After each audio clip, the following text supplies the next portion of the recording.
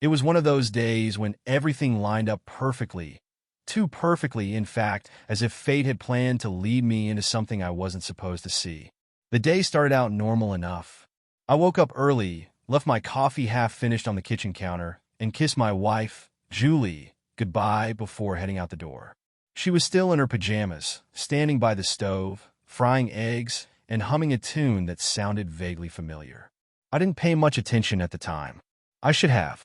It was supposed to be a long day at the office, followed by a late dinner meeting with some out-of-town clients. I wasn't planning to be home until at least 10 p.m. I'd even texted Julie about it that morning, letting her know I wouldn't be around for dinner. She replied with a thumbs-up emoji and a simple, "Take care." The meeting got canceled around noon, though.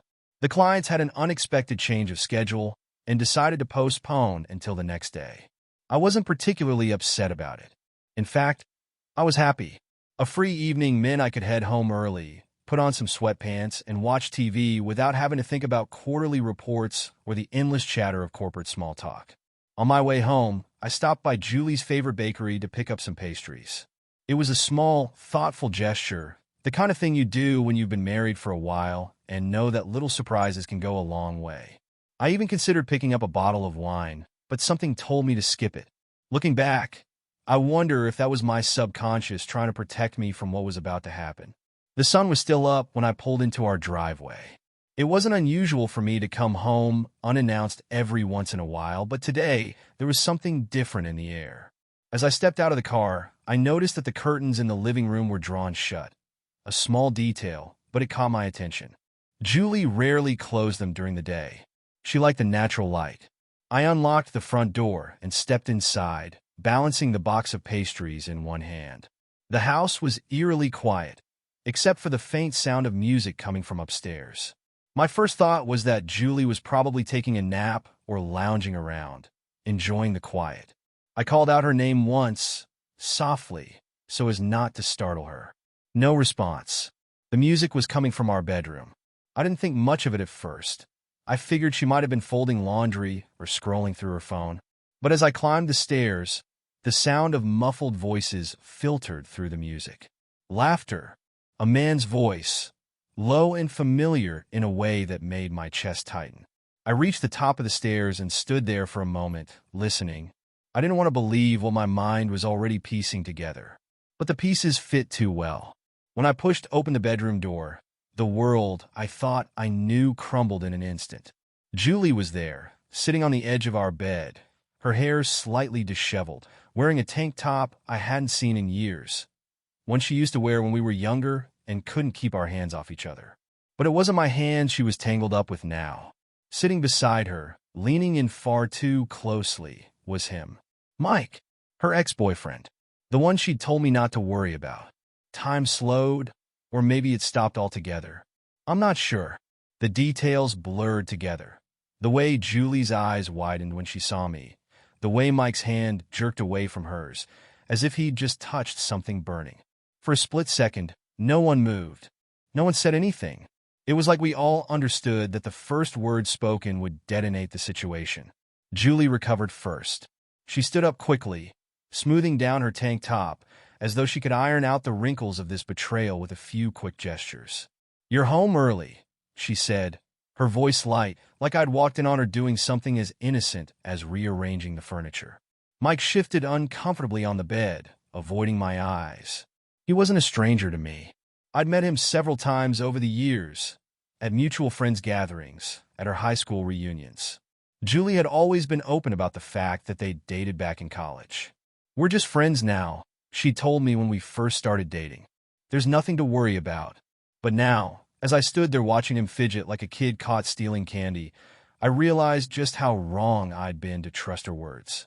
I set the box of pastries down on the dresser with a calmness I didn't feel. My hands were steady, but only because my mind hadn't fully caught up yet. I wasn't angry. Not yet.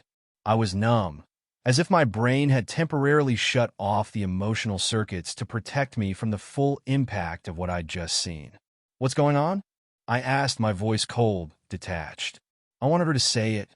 I wanted her to explain why her ex-boyfriend was in our bedroom when she thought I wouldn't be home.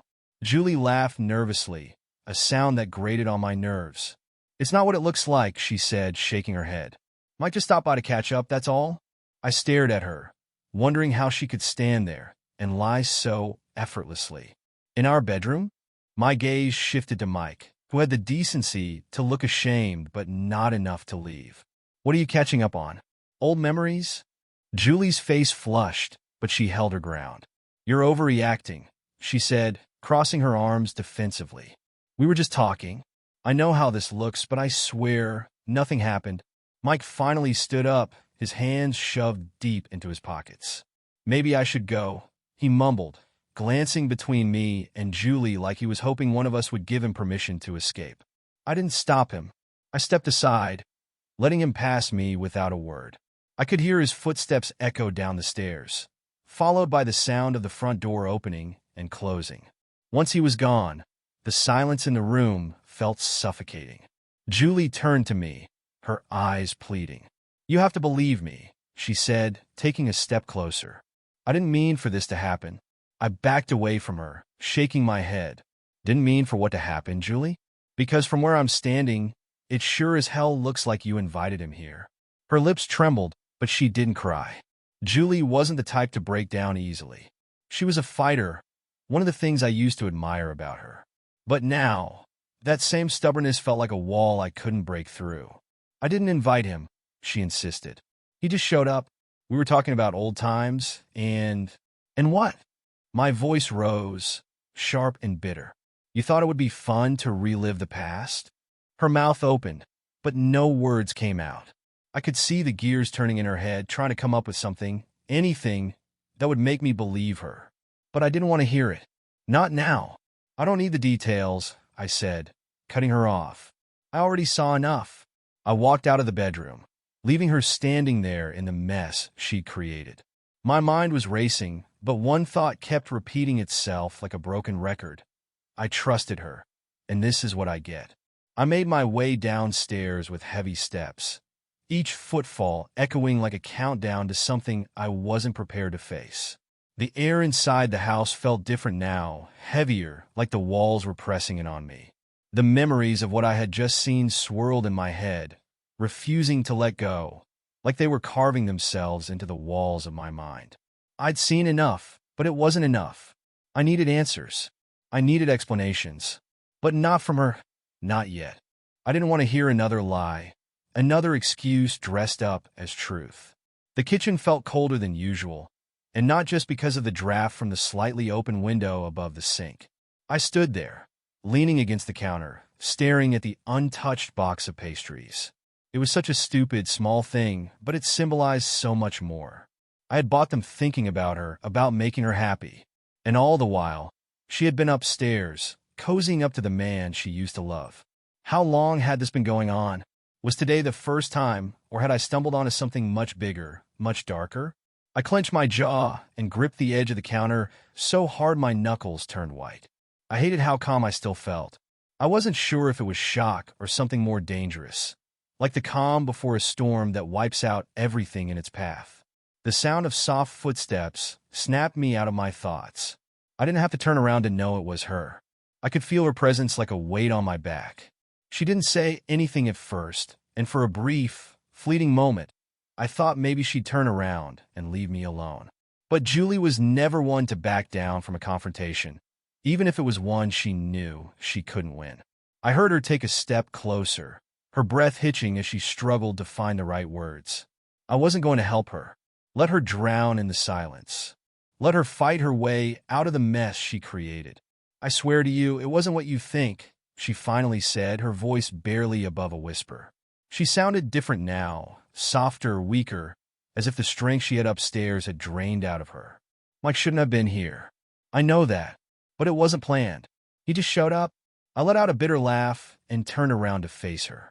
She looked smaller somehow, standing there barefoot in that tank top, her arms wrapped around herself like she needed protection from me, or maybe from the truth she was trying to dodge. "And you just happened to bring him into our bedroom, right?" I asked, my tone sharp and unforgiving. "That's the part you want me to believe?" Her eyes darted away, focusing on the floor, the wall. "Anywhere but me. I didn't think you'd come home," she admitted softly. There it was. The truth hidden in plain sight. She didn't think I'd come home. She thought she had all the time in the world to do whatever it was she had planned. My stomach churned at the thought of what could have happened if that meeting hadn't been canceled. How far would it have gone? Would they have stopped at talking and reminiscing? Or would this have been something worse? You're not helping your case, Julie, I said, crossing my arms over my chest. You didn't think I'd come home, so you felt safe bringing him into our space. The room where we sleep. The room where you promised me forever.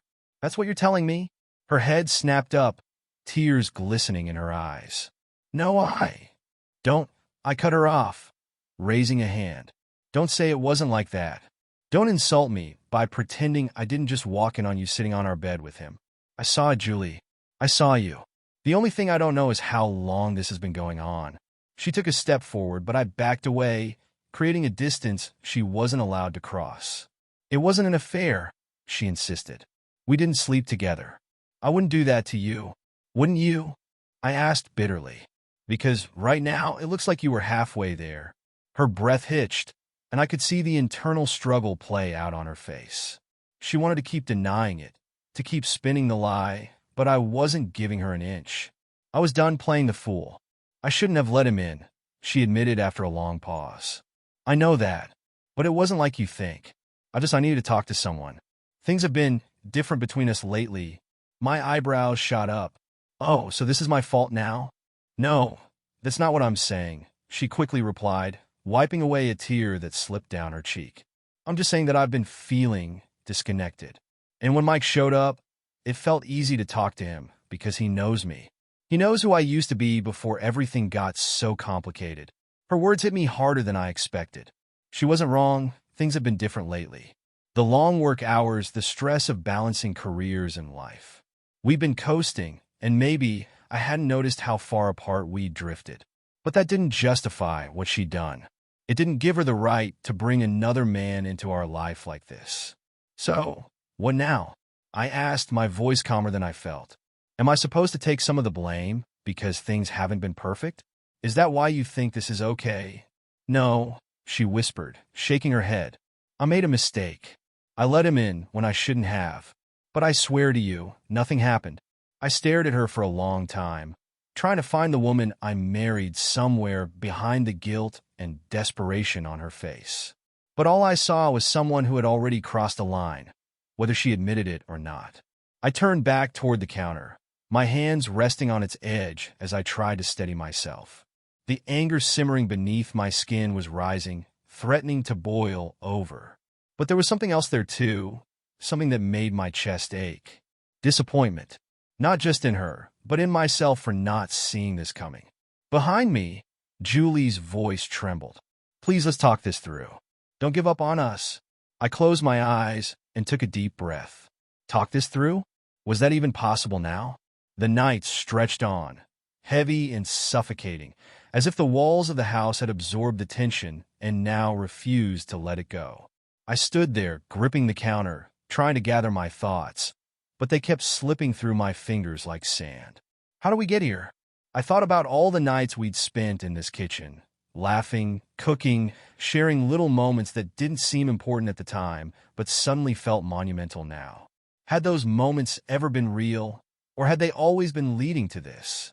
Behind me, Julie hovered like a shadow. I could hear her shallow breathing, the way she kept shifting her weight from one foot to the other, as if standing still was too painful. I wanted to turn around, to see the look on her face and find some kind of truth in her eyes, but I didn't trust myself to stay calm. Not yet. I finally spoke, my voice low and controlled. You said nothing happened. But that's not the point, is it? She didn't respond right away. I could almost hear her mind working, scrambling for the right answer. What do you mean? She asked, her voice hesitant. I turned around slowly, leaning against the counter. Even if you didn't sleep with him, Julie, you let him in. You let him sit on our bed, in our home, knowing I wouldn't be here.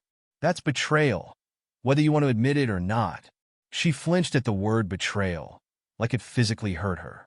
I didn't plan for this to happen, she whispered, as if that made it better. I wasn't thinking. No, you were thinking, I corrected her.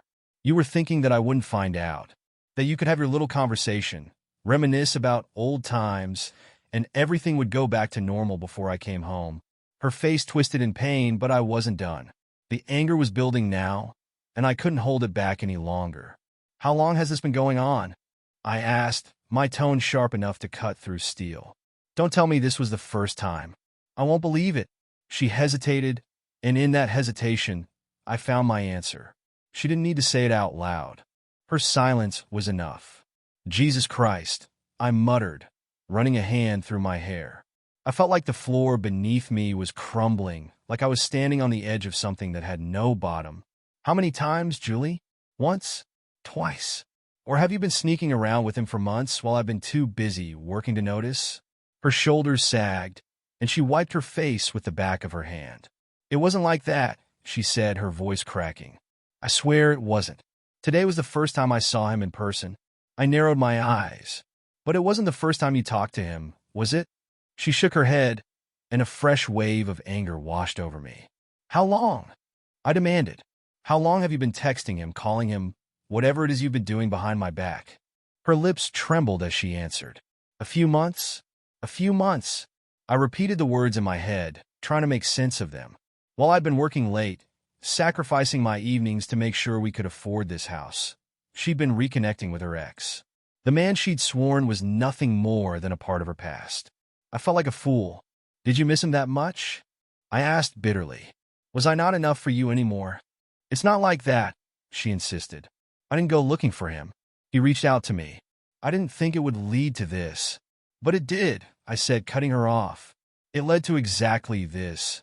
She took a step toward me, but I backed away, creating a distance that wasn't just physical. You don't understand, she said desperately.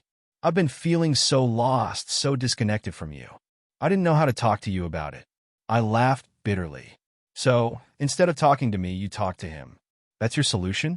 To invite him back into your life, and then into our home? Her face crumpled, and for a moment, I thought she might break down completely. But Julie wasn't the type to give in easily. She wiped her tears, straightened her back, and tried to compose herself. I know I messed up, she admitted. I know I should have handled things differently, but I didn't cheat on you, not the way you think. I stared at her, the weight of her words pressing down on me. I wanted to believe her. I wanted to believe that this could be fixed, that we could somehow go back to the way things were before. But deep down, I knew we couldn't. The foundation of our marriage had cracked, and no amount of patchwork would make it whole again. What do you want from me, Julie? I asked, my voice softer now. Do you want me to forgive you and pretend this never happened?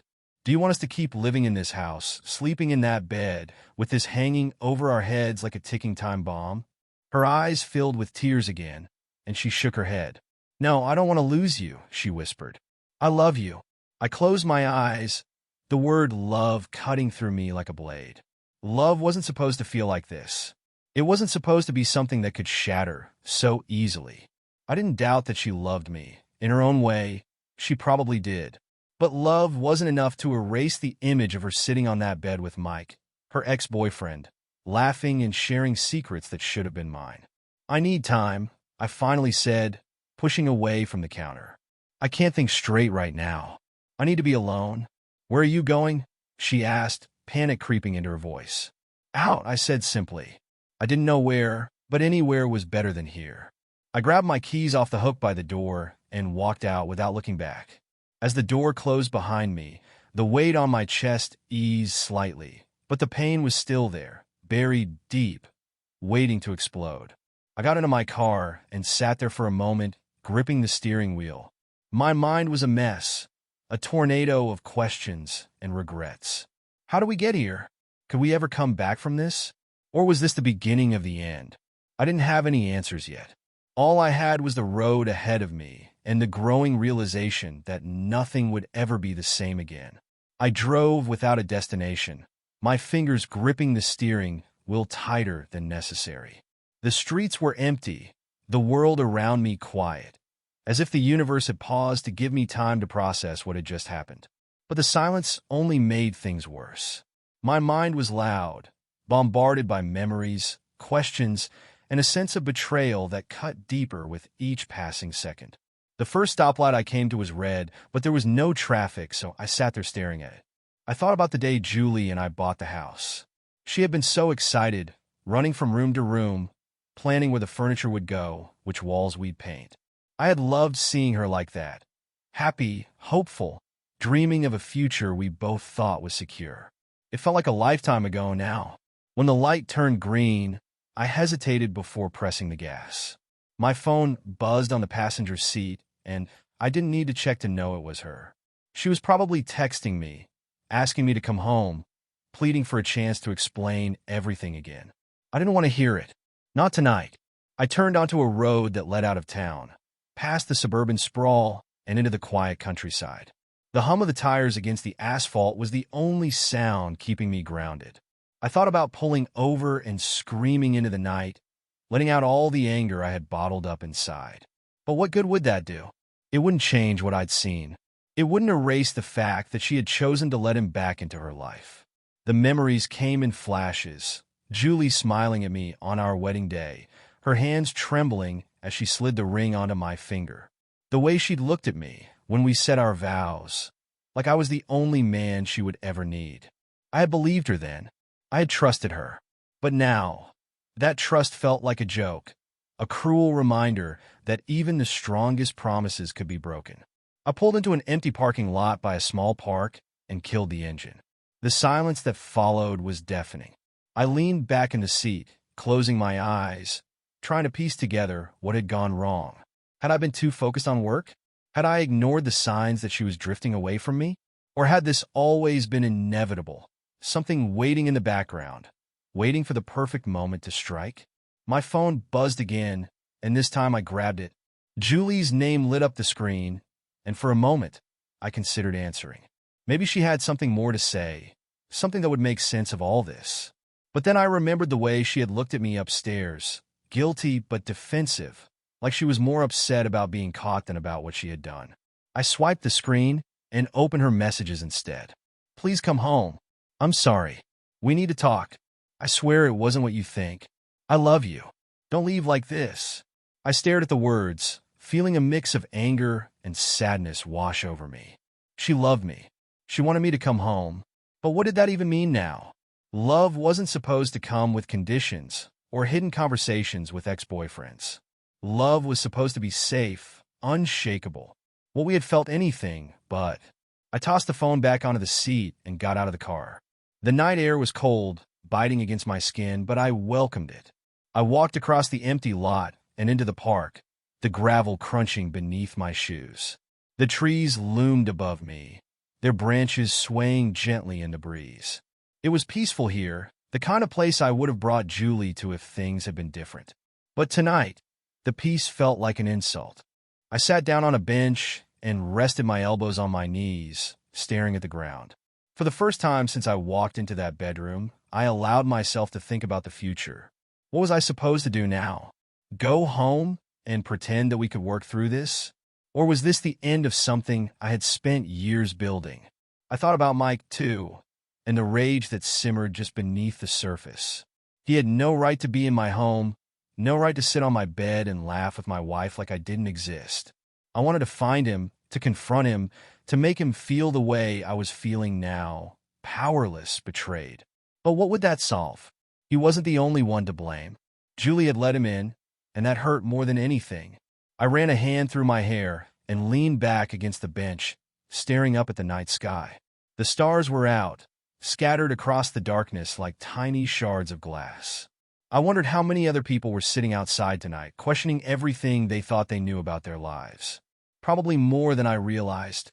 I thought about the last few months, trying to pinpoint when things had started to change. There were small moments, nights when Julie had seemed distant, excuses about being tired, the way she'd stopped asking me about my day. At the time, I had chalked it up to stress or routine. I never imagined it was because someone else had re-entered her life. I stayed there for what felt like hours, lost in my thoughts. At some point, my phone buzzed again, but I didn't bother checking it. I wasn't ready to talk to her. I wasn't ready to face the reality that the life I had built with Julie might be over. Eventually, the cold seeped into my bones, and I knew I couldn't stay here forever. I I stood up, stretching my stiff muscles, and made my way back to the car. As I sat behind the wheel, I realized I still didn't know where to go. Home didn't feel like home anymore, but I couldn't drive aimlessly all night. I started the engine and pulled out of the lot, heading back toward town. Maybe I'd get a hotel room for the night, give myself space to think without her hovering over me, trying to fix something that felt unfixable. Or maybe I'd drive past the house, sit outside, and watch the lights from the car, wondering if she was pacing the living room, waiting for me to come back. Either way, I knew one thing for sure. The version of my life I thought I had was gone. What came next was still a mystery, but it wasn't one I could solve tonight.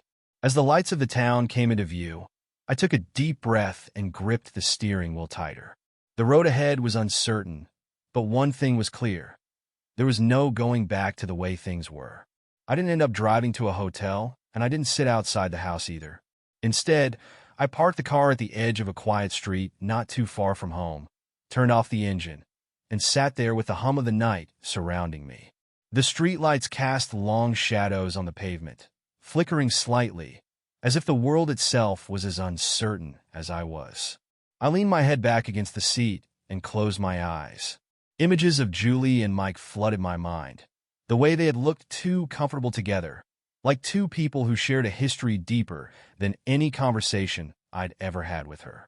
I thought about all the nights I had been working late while she was probably texting him, laughing at some inside joke they hadn't buried in the past like I thought they had. How long had I been living in a reality that wasn't real? The bitterness in my chest burned hotter. I should have seen it coming. I should have asked more questions, paid closer attention. But that thought quickly morphed into anger. No, I wasn't going to blame myself for this. I didn't force her to reach out to an ex-boyfriend. I didn't tell her to let him into our house and sit on our bed. That was all her choice. I pulled out my phone and scrolled through the missed messages. There were more from Julie, all variations of the same plea. Come home. Let's talk. Don't leave like this.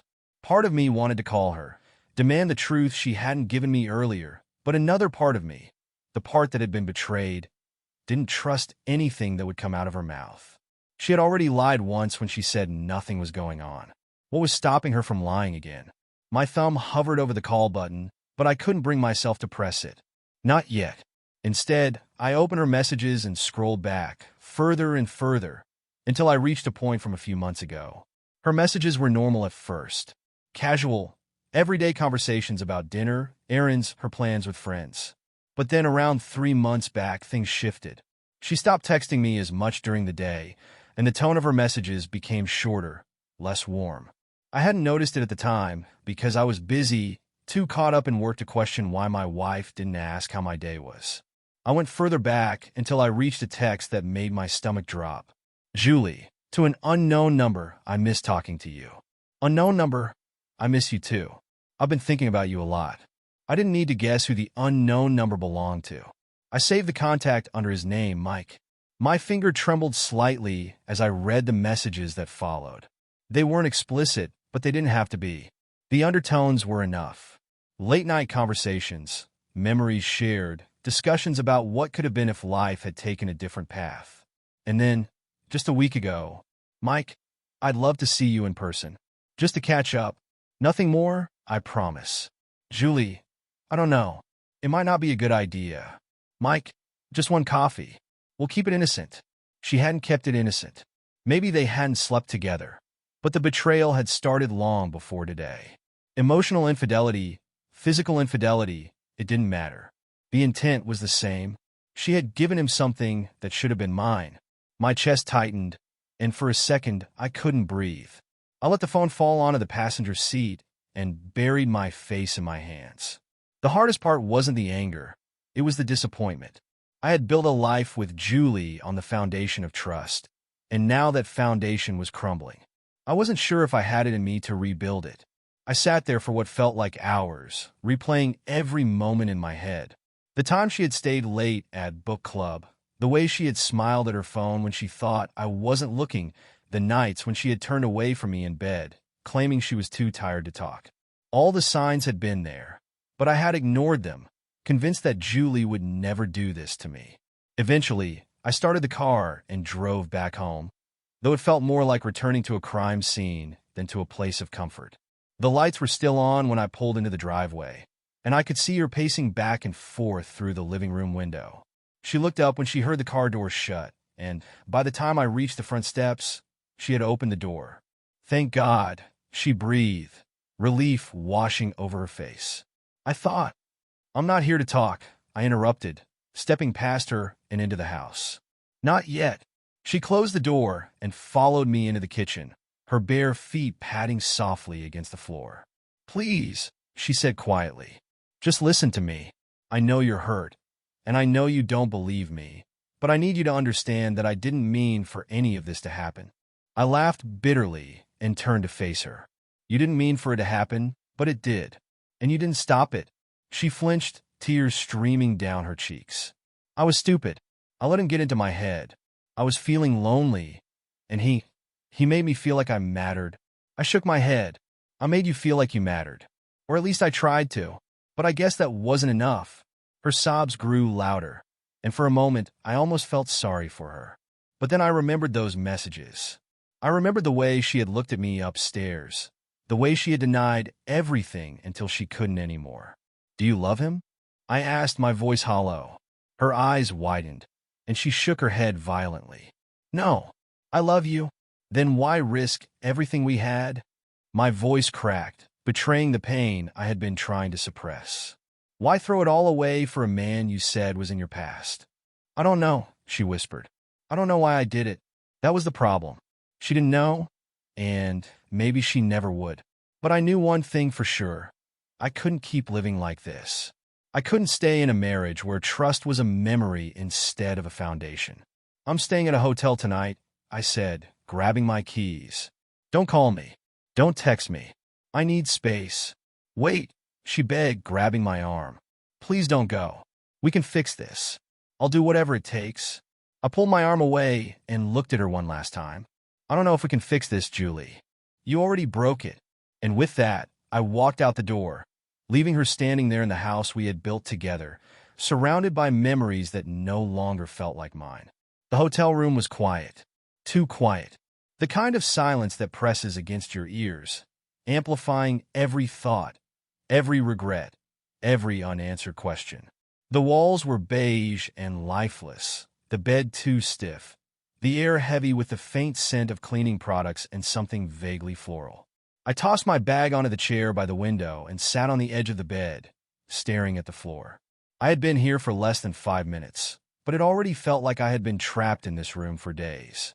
I kicked off my shoes and leaned back against the headboard, my mind racing.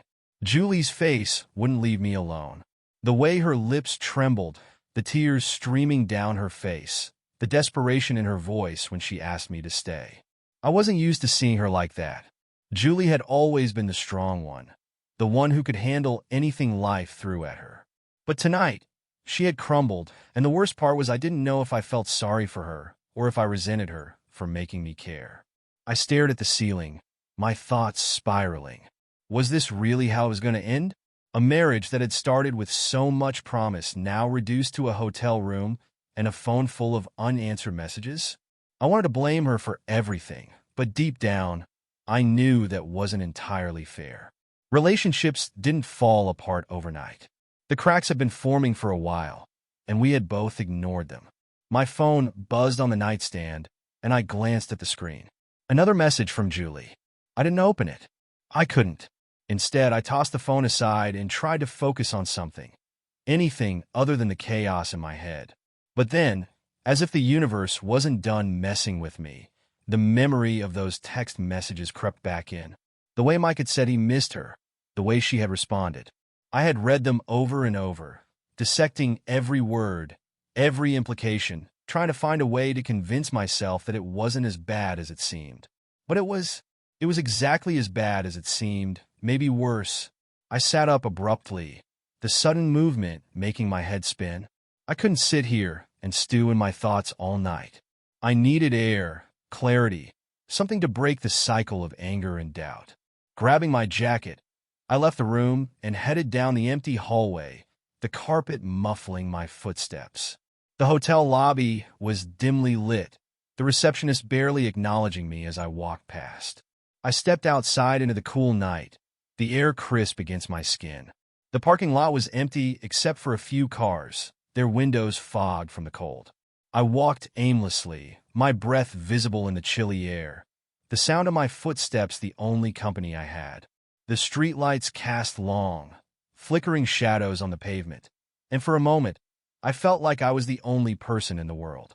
It was a strange feeling, liberating and suffocating all at once. Eventually, I found myself sitting on a bench near a small park, the same kind of park where Julie and I used to go for long walks when we first started dating. Back then, everything had felt so simple. We didn't have to think about betrayal or trust or what happens when two people grow apart. We just existed, happy and unaware of how fragile everything could be. I pulled out my phone and stared at the screen. Julie's name was still there, her latest message waiting for me to read it. I hesitated for a moment before opening it. Julie, I know you're angry. I know you don't trust me right now, but please don't give up on us. I love you, and I'm willing to do whatever it takes to fix this. Please just come home, and we can talk. I read the message twice, my thumb hovering over the screen as I debated whether to respond. I wanted to believe her. I wanted to believe that love was enough to fix what was broken. But love wasn't the problem.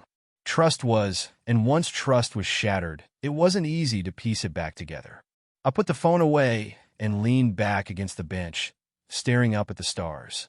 They were faint, barely visible through the haze of city lights, but they were there, constant, unchanging.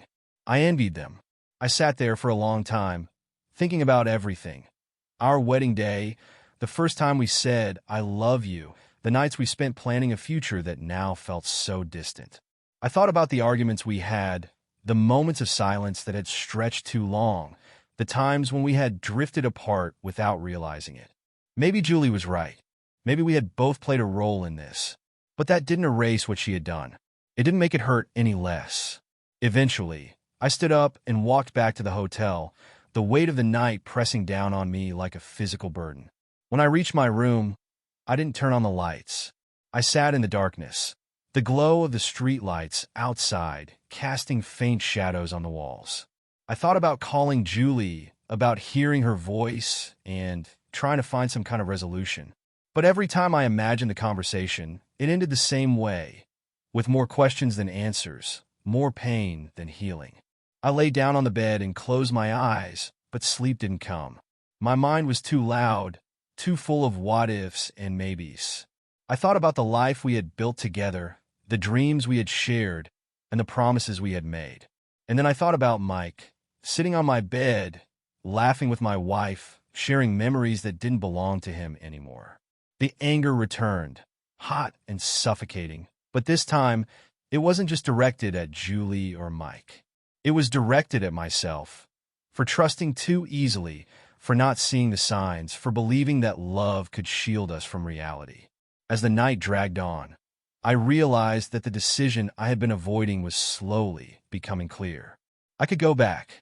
I could forgive her, give her the second chance she was begging for. But even if I did, the trust wouldn't magically reappear. Every time she looked at her phone, every time she left the house without me, I would wonder, and that wasn't a life I wanted to live. When morning came, the sunlight filtering through the curtains, I sat up and rubbed my eyes. I felt like I hadn't slept at all, but my mind was sharper now, clearer. I knew what I had to do, even if it wasn't what either of us wanted. I grabbed my phone and typed out a message. "I need time. I'm not coming home right now. I'll contact you when I'm ready to talk." I hit send before I could change my mind. The message was short, but it said everything I needed to say. I wasn't ready to forgive her. I wasn't ready to let go of the anger and disappointment, and I wasn't sure if I ever would be. As I packed my bag and prepared to leave the hotel, I felt a strange mix of emotions. Grief for the life we had lost, relief that I had finally made a decision, and uncertainty about what came next. But one thing was certain. The man who had walked into that bedroom yesterday was gone. The person leaving this hotel today was someone else entirely. Maybe that was a good thing. Or maybe it wasn't. Only time would tell. But for now, I was done chasing answers. I was done trying to fix something that wasn't mine to fix. And as I walked out the door and into the crisp morning air, I realized that maybe, just maybe, letting go was the first step toward finding myself again.